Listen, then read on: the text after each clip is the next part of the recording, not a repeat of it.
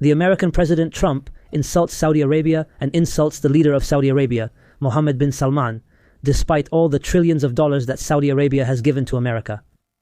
And the UAE is facing its strongest blow ever since the beginning of this war, and Iran is turning the tables to become a powerful regional force in the area. While the America we knew in the 60s and 70s is finished, it's over. We have all these details and more for you today, but after this break, stay with us.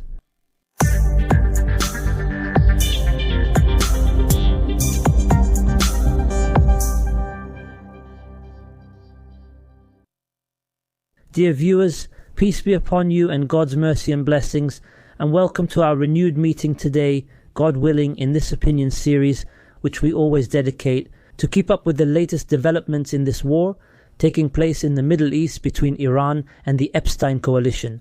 Today, dear viewers, we have lived through a whole month since the beginning of this war, after the initial goal was to overthrow the Iranian regime. The plan was for this to happen within no more than 4 days, but 4 days passed, then the first week, the second and the third.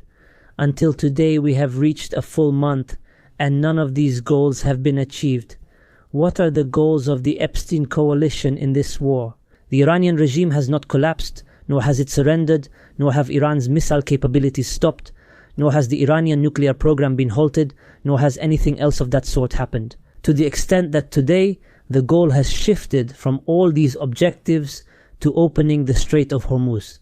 In other words, the Strait of Hormuz has become America's primary objective in this war. So there is a major predicament that President Trump is facing, and there is truly an unprecedented defeat that America is experiencing.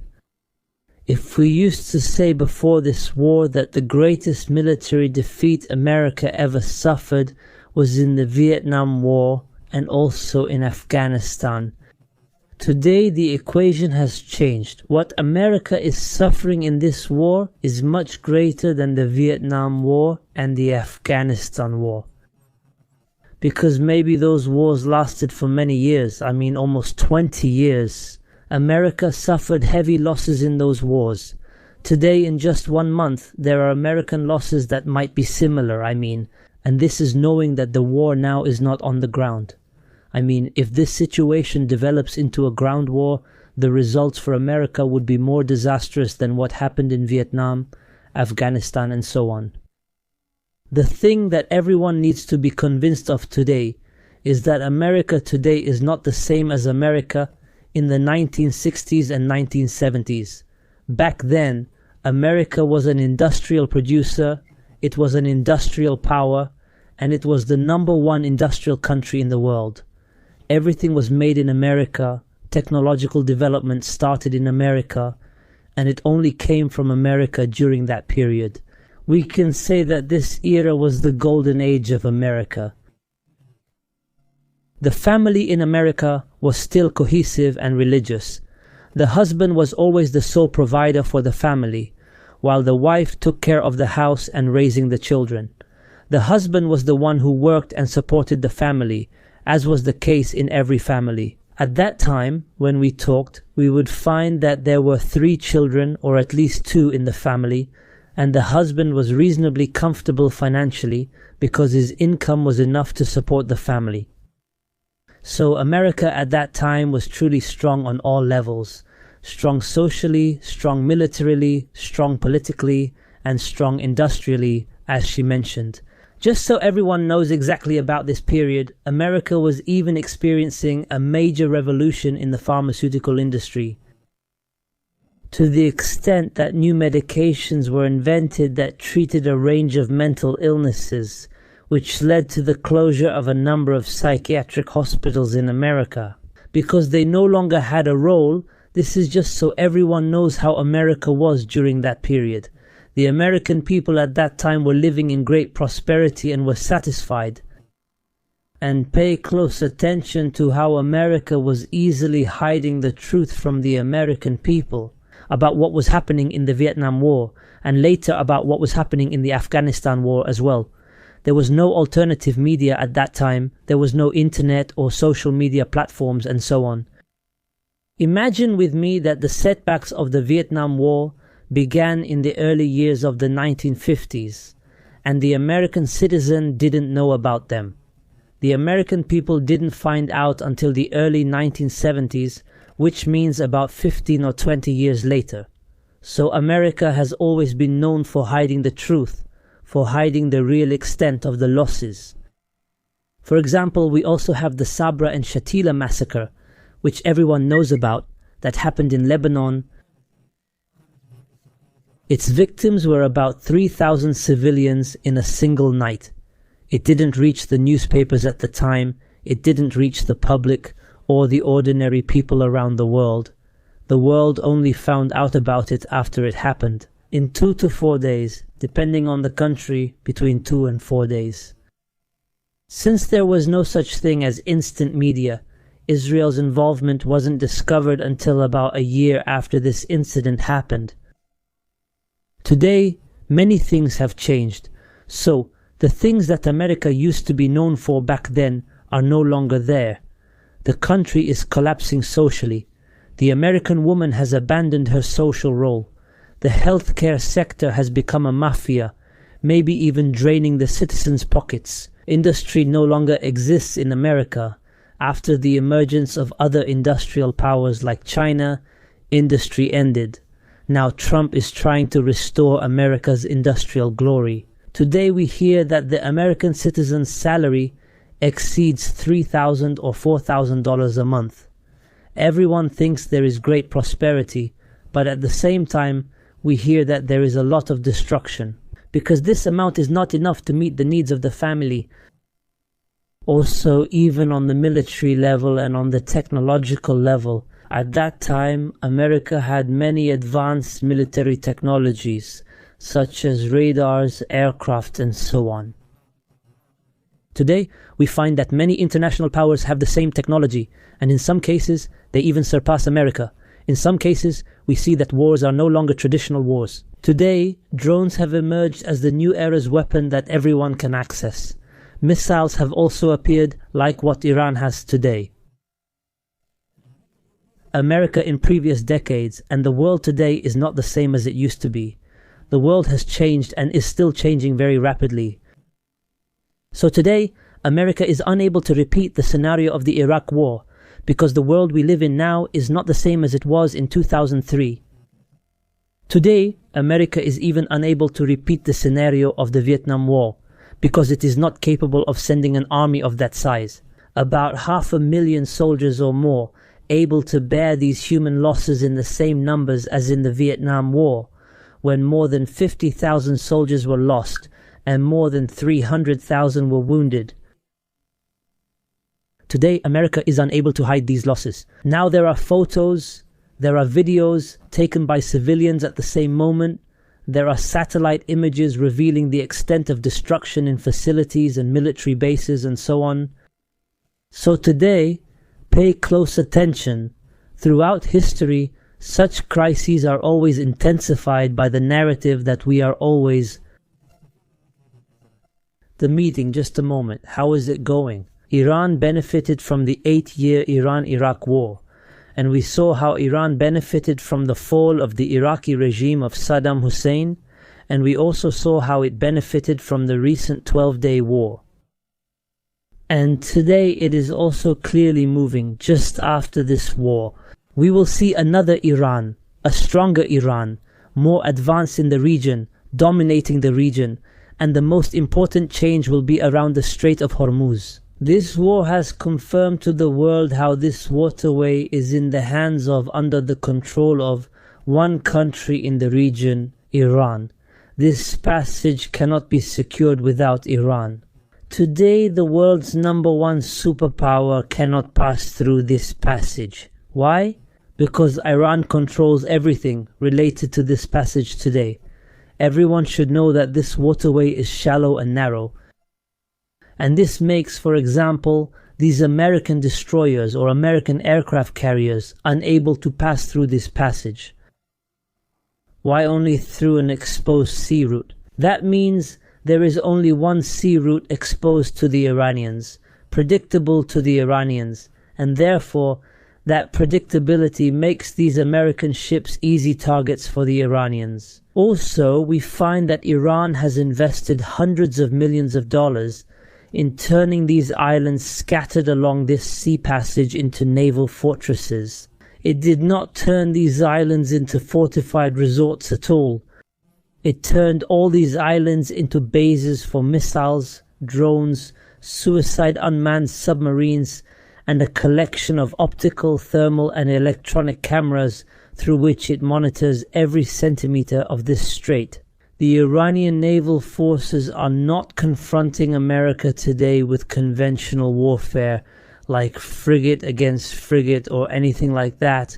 Not at all. Today, they use hundreds of fast boats equipped with naval missiles capable of sinking the largest ships.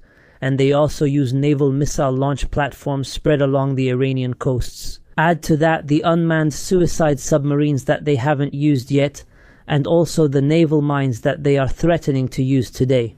So, Iran, if they just make a single statement, in the Strait of Hormuz, everything will stop then. Just a statement.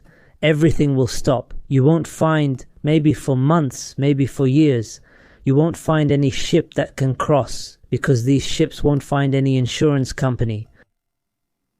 So Iran is handling this Strait of Hormuz issue very intelligently. For example, what is Iran doing today? They are imposing control over this strait. Any ship that wants to cross must be a friendly ship from one of Iran's friendly countries. It must provide the necessary documents that confirm the nationality of the ship and the members of its crew. The details of the shipment, where is it headed, where did it come from, what exactly is it carrying, and so on. So, what everyone needs to pay attention to today is that this situation will continue even after the end of this war, and the biggest loser after the end of this war will be the Emirates. Iran will impose customs duties, prevent the passage of smuggled shipments of oil, gas, and so on, and will even monitor weapons shipments. Therefore, it will always be aware of everything that enters and leaves the Gulf countries, and it will always have the choice to either allow or block these shipments. Do you understand? That's why we find that maybe Saudi Arabia won't be affected by this, because it has a seaport on the Red Sea. The one who will be affected the most from start to finish will be the UAE. So Iran has now started to use this war to test this new system, the system of monitoring these ships, and this will continue even after the end of this war. Now it is actually bringing this entire region completely under Iran's control, meaning that today it is making a major positive shift for itself in the region. It is clear today that the UAE is the biggest loser from this war by far, not just from this aspect. Every day, sites where American troops are present in the UAE are being targeted, whether in residences, hotels, and so on.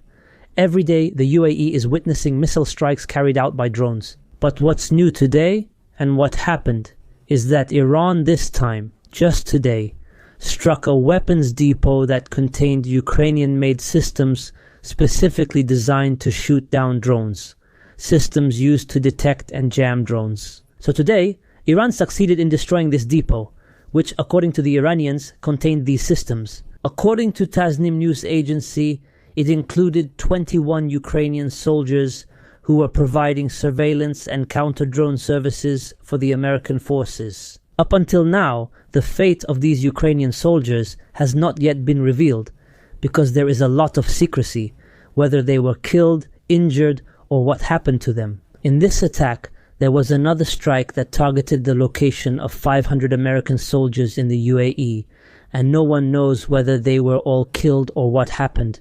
There is a lot of secrecy. So, what is certain today is that these events, the incident involving Ukraine, happened just a few hours after these Ukrainian systems arrived in the UAE, after Ukrainians arrived in the UAE, and the timing of such an attack, with such precise information about the warehouse and the soldiers, the location of this warehouse and the Ukrainian soldiers, I believe this could only happen with significant intelligence cooperation between Russia and Iran, because it's clear today that Russia is the one who provided this intelligence information to Iran. because the matter is related to Ukraine. It's related to American-Ukrainian military cooperation, maybe Emirati-Ukrainian as well. So here the common interest brought the two together, Iran, Russia and the UAE. Just so everyone knows, this country is extremely exposed in terms of intelligence. It's a playground for all the world's intelligence agencies, whether it's about financial crimes, political or military matters, and so on. So the UAE is an exposed country. Any military movement is under the watch of global intelligence agencies, Russian, Iranian, British, German, and so on. Today, whether this strike was thanks to Iranian intelligence or Russian cooperation, the important thing is that it sends one message: Iran is not Venezuela, and it is not Iraq. Since 2003, Iran has controlled the region. It is the one holding the reins in the Persian Gulf area. And this really confirms that the war still holds more surprises to come. For example, today, after a month of war, Yemen has finally announced its entry into the conflict. This was a surprise, and Yemen's entry into the war will definitely add more strength to Iran. Today, there was an attack on British landing ships. It is said that Iran sank 3 ships and set fire to 3 others. It is also reported that Iran succeeded in shooting down another F-16 aircraft. Also today, for the first time, Iran unveiled a 4th-generation advanced missile, said to be a 6th-generation missile. The missile is reported to weigh 25 tons. The missile, which is causing astonishment today, is also a major source of concern in the region due to its size and power. The war continues on all levels, and there are always new surprises. Today, there was an interesting statement from the Iranian parliament speaker. What did he say? He said that Iran is preparing for something new that might lead to the collapse of Israel. He didn't reveal the exact details, but he said something is coming and it might lead to the collapse of Israel. The surprises continue. That's one side of it.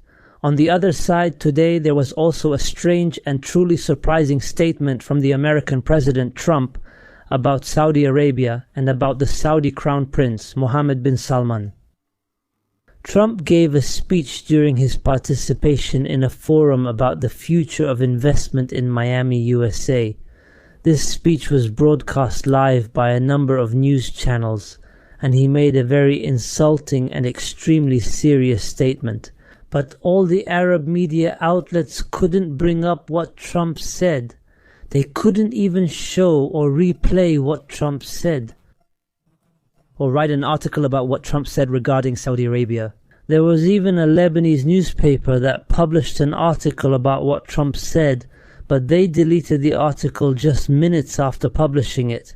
So, what did Trump say? He said that Mohammed bin Salman didn't think he would kiss his ass. He said that he thought Trump was just another failed American president, but now he knows the truth, so he has to be nice to him, meaning to Trump. So Trump, I mean. Does he mean by this statement that the Saudi Crown Prince was confronting America? Maybe he used to refuse to bow down, refuse to submit, refuse the American or Trumpian demands, but now Trump made him bow down too, even in the way he described kissing his ass. So it's clear that Trump's strategy as usual, is based on humiliating allies, and this is done openly, meaning he puts it all out in the open, and this is to show that it's thanks to him personally. Even the richest countries in the Middle East are being forced to bow down and comply with American demands. And since the forum is of course about investment, the discussion here was about Saudi Arabia offering billions of dollars, whether to buy weapons or invest in America, simply out of fear of Trump's anger. And Trump here always talks about this with great pride, as if he is completely different from the other American presidents, because he is the only one who brought this huge amount of investments, and the only one who made the leader of the richest Arab country kiss their backside. That's how he describes it. Of course, the statement is very strange. You can only categorize it as an insult. I mean, how did things reach the point where there is an insult at this level, and with this person using such vulgar words? This raises a very important question today about how Saudi Arabia might respond. I mean, it's strange, isn't it? Up until now, up until the airing of this episode, there has been a tremendous silence from Saudi Arabia. There hasn't been any comment yet, and even the media is being prohibited from addressing this topic. The Arab media said that Trump thanked the Saudi crown prince and called him a great man, but they didn't mention that he insulted him in this way at first. Therefore, there's another very important question. What if such a statement had come from a leader from Iran, for example, or from the leader of another Arab or Islamic country? How would Saudi Arabia respond? At that time, we would have seen statements and responses to this, maybe threats of war, maybe a severing of relations, and this wouldn't just be from Saudi Arabia, but the Arab countries would stand in solidarity with the Saudi leader. We would hear their voices. But today the insult came from Trump, so there is complete silence, no talk at all, as if nothing happened. Why? Because there is an F-35 fighter jet deal that has to go through. They believe these jets are what will protect Saudi Arabia. That's what we have today. Don't forget to subscribe and hit the like button. Peace be upon you and goodbye.